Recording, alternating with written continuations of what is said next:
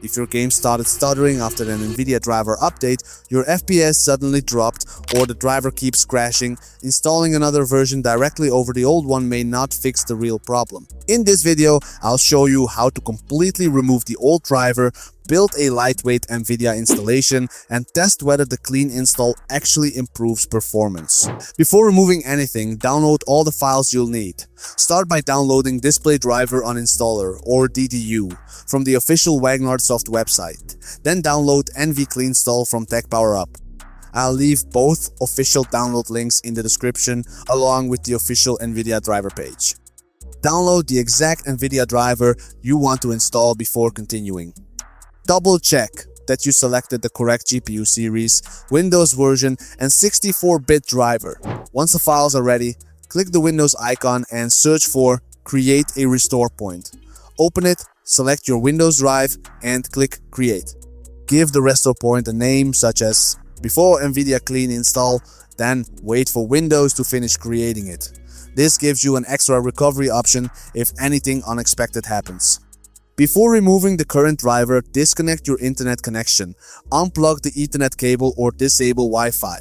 This matters because Windows Update may attempt to install a display driver automatically as soon as the old one is removed. And if that happens in the middle of this process, you may end up with another mixed driver installation before you even install the version you selected. With everything prepared, open the DDU folder and launch Display Driver Uninstaller. On the right side, set the device type to GPU, then select NVIDIA as the manufacturer. Before starting the cleanup, open the DDU options and enable the option that prevents Windows Update from automatically downloading a driver after the removal. Now select Clean and Restart. DDU will remove the existing NVIDIA display driver, related services, driver files, and leftover entries before restarting the computer automatically. Do not choose Clean and Shut Down unless you are physically replacing the graphics card. For a normal driver reinstall, Clean and Restart is the correct option. After Windows restarts normally, keep the internet disconnected. Your display may still be using a low resolution because Windows is temporarily running with the basic display driver. That will be fixed after the new NVIDIA driver is installed. But instead of installing every component included in the standard NVIDIA package, we're going to use NVCleanstall to create a lighter installation containing only what the system actually needs. Open NVCleanstall and choose the option that allows you to use an existing driver package on your computer. Select the NVIDIA driver file you downloaded earlier and allow NVCleanstall to analyze the package. On the component selection screen, keep the display driver selected. This is the essential component that allows Windows and your games to properly use the NVIDIA GPU.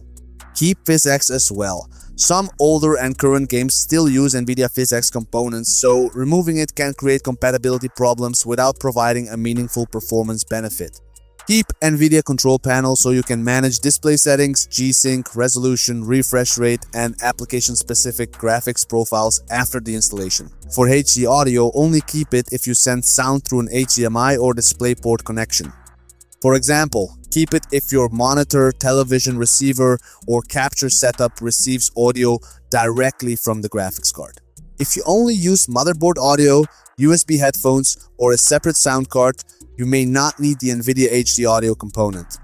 For a desktop gaming PC, you can remove components you do not use, such as the NVIDIA app, overlay features, NVIDIA broadcast components, and optional telemetry components.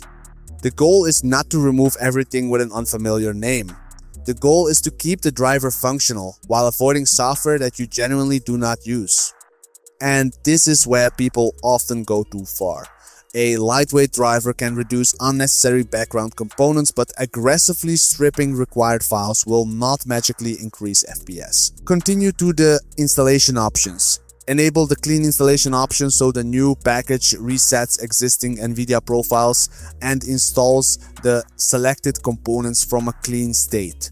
Once the package is configured, allow NVCleanstall to build the customized driver installer.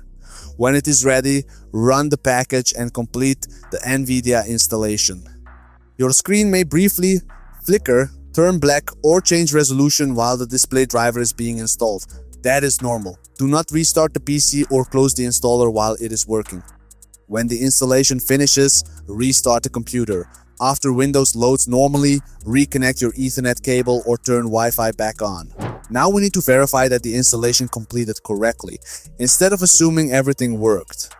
Right-click the Windows Start button and open Device Manager. Expand Display Adapters and confirm that your NVIDIA GPU appears with its correct name. There should not be a warning icon next to the device. Open the GPU properties, go to the Driver tab and confirm that the installed driver version matches the version you selected.